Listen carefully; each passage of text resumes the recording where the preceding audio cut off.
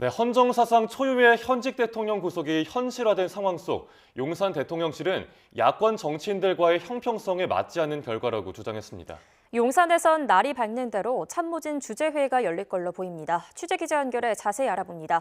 강민경 기자, 대통령실이 입장을 냈군요.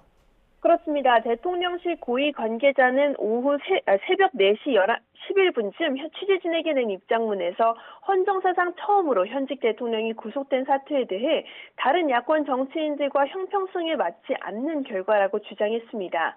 이름을 적시하진 않았지만 사법 리스크가 있는 민주당 이재명 대표 등을 겨냥한 걸로 추측됩니다. 이 관계자는 사법부의 공정성에 대한 국민적 신뢰를 떨어뜨리게 되지 않을까 우려된다고도 지적했습니다.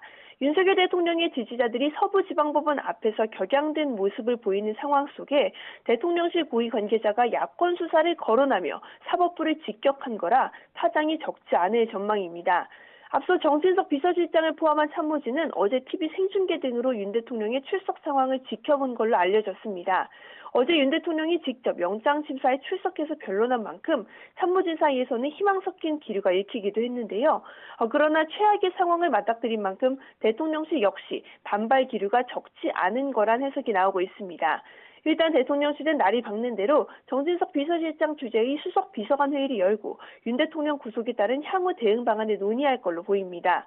앞으로 대통령실의 역할 모색, 특히 최상목 대통령 권한대행의 지원과 함께 안보 외교 상황에 대해 집중적으로 검토할 가능성이 제기됩니다.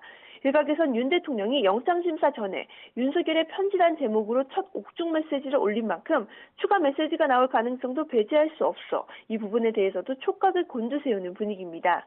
한편 대통령 경호처는 이제 윤석열 대통령에 대한 세부 경호 방안을 본격적으로 검토할 걸로 보입니다. 경호처는 체포 상태일 때와 마찬가지로 현직 대통령이란 신분을 강조하며 동일한 경호 조치를 유지할 가능성이 큽니다. 따라서 윤 대통령이 수사기관 조사나 헌법재판소 출석을 위해 외부로 이동할 때는 호송 차량 앞뒤로 경호 차량이 동행할 거란 전망이 나옵니다. 경호처는 윤 대통령이 구치소에 구금된 기간 동안 서울구치소를 경호구역으로 지정하는 방안을 검토 중인 걸로 전해졌습니다. 그러나 이는 경호처와 법무부 교정본부 간의 협의가 선행돼야 하는 부분이라 경호처의 계획이 현실화될지는 지켜봐야 할 걸로 보입니다. 지금까지 정치부에서 전해드렸습니다.